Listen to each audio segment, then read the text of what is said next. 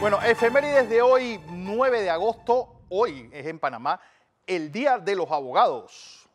Y de los abogados, bueno, pues hay sus opiniones encontradas.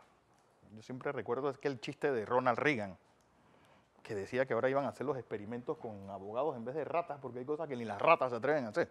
Bueno, cosas, si uno siempre debe tener un buen abogado.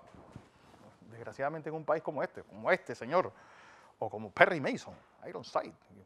Bueno, hoy también es el Día de los Pueblos Indígenas y a todas nuestras, a los 6 pueblos autóctonos panameños, que los únicos que faltan por una comarca y una denominación son los nazos, que nosotros los conocimos en su momento como teribes.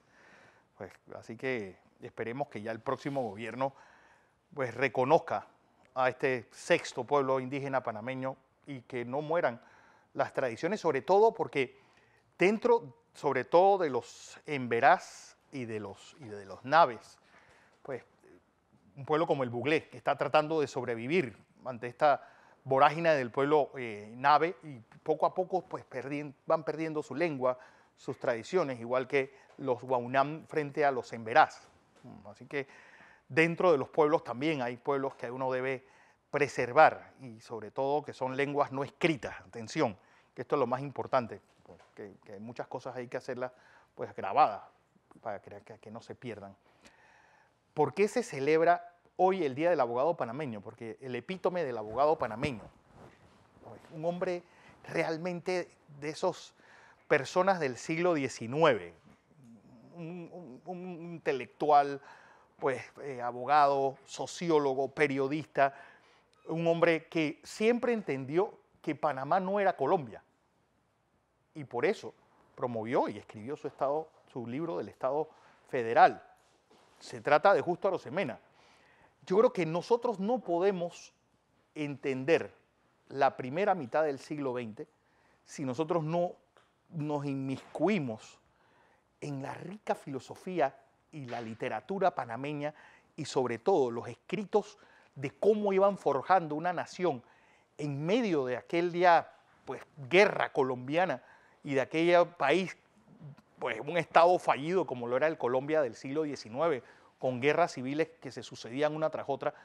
Pues aquí en Panamá siempre tuvimos la idea, nosotros no somos Colombia, ni tenemos nada que ver con Colombia. Por eso nuestros intelectuales era más fácil encontrarlos en Europa. Era menos tiempo demorabas en llegar a Bruselas que a Bogotá, un poco para demostrarle la lejanía que tenía la capital con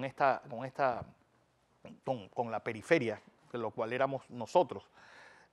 Bueno, el famoso libro de Panamá siempre fue de Panamá, ¿no? Un poco la contraposición de aquel libro de Lemaitre sobre nuestro país. Pero lo interesante es tratar de rebuscar, y ahora que tanta gente anda hablando de ese adanismo, de reconstruir el país y de rehacer todo desde cero, bueno, lean los escritos de Correoso, de Justo Arosemena, de la intelectualidad panameña de finales del siglo XIX, un poco para que vean que nosotros tenemos estamos parados sobre un sedimento bastante sólido, de un país que demoró mucho en fraguarse y que se hizo pues a través de mentes brillantes como la de este caballero.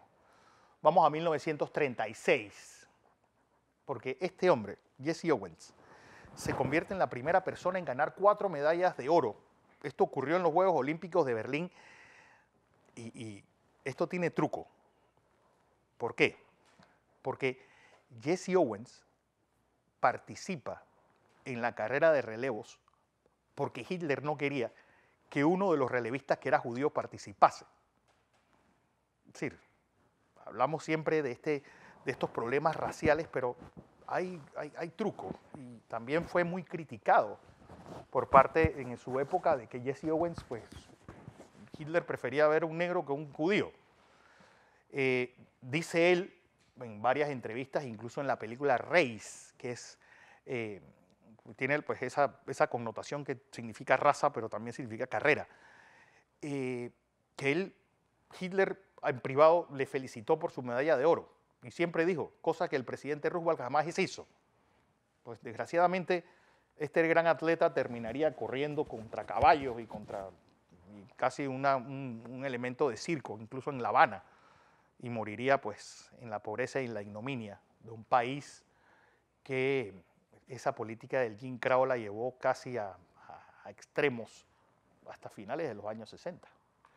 Vamos a 1945, porque un día como hoy, si el lunes les contaba que tiraron Little Boy, hoy tiraron Fatman, una de uranio y una de plutonio. Esta bomba le pusieron Fatman en honor a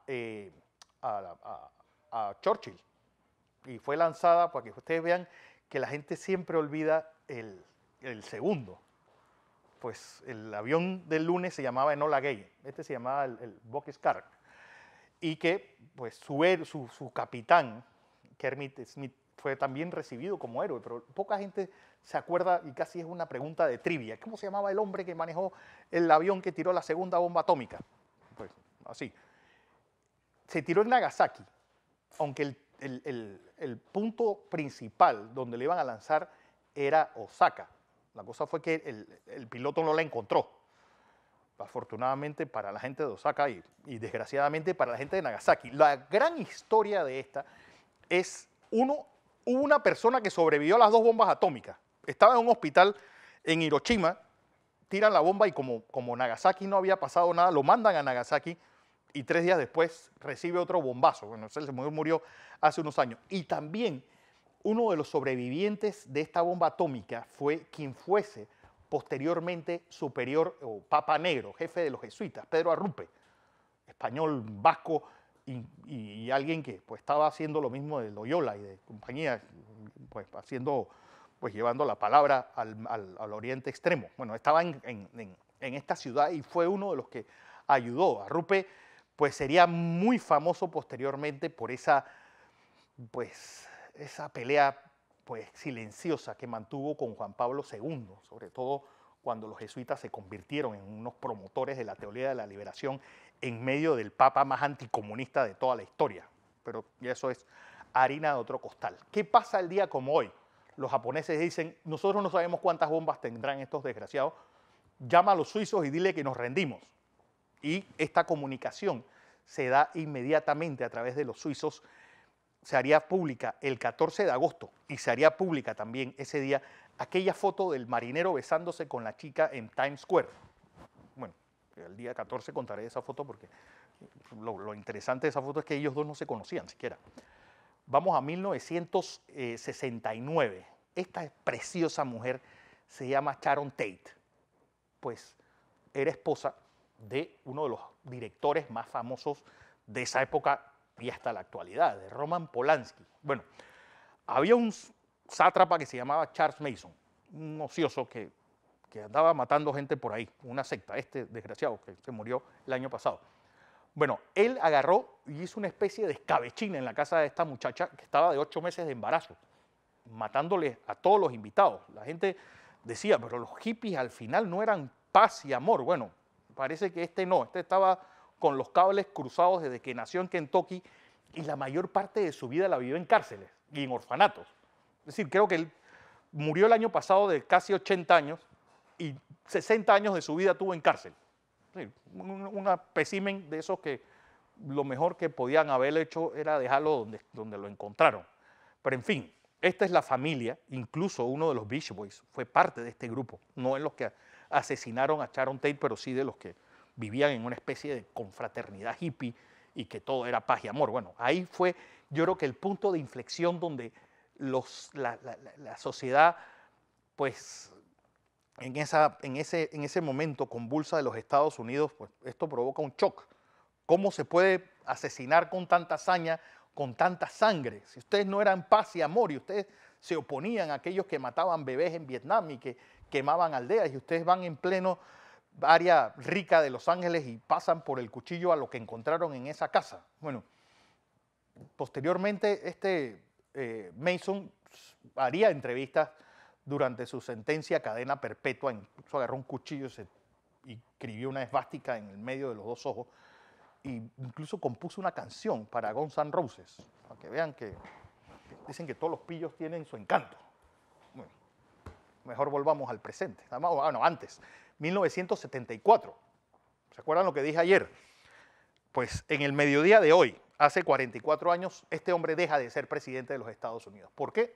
Por escuchas telefónicas, por estar espiando el edificio Watergate, pues cuartel general del candidato demócrata Eugene McCarthy en esas elecciones de 1972, que han sido las elecciones ganadas por un candidato de forma más apabullante. Bueno, McCarthy no solamente tuvo 12 votos electorales versus 512 que tuvo Nixon, que todo el mundo decía, ¿para qué si llevas ganada la elección? Pero según lo que ha dicho sobre todo Kissinger, que fue uno de los sobrevivientes de toda esta debacle del Watergate, dijo es que él quería ganar contundentemente. ¿Por qué? Porque él sabía que donde retirábamos las tropas de Vietnam, Vietnam iba a caer. El ejército de Vietnam del Sur no iba a aguantar 6 meses una ofensiva del norte y él quería pues tener un mando contundente para cuando se viniera esa debacle nadie pudiera reclamarle ese proceso de vietnamización. La historia a yo creo que también lo jugará, como dice Fidel Castro, y hoy, pues 44 años después, hay varias lecciones que se deben aprender. Uno, que el poder es efímero. Y dos, que lo que dicen en mi tierra, subes como coco, subes como palma y generalmente caes como coco.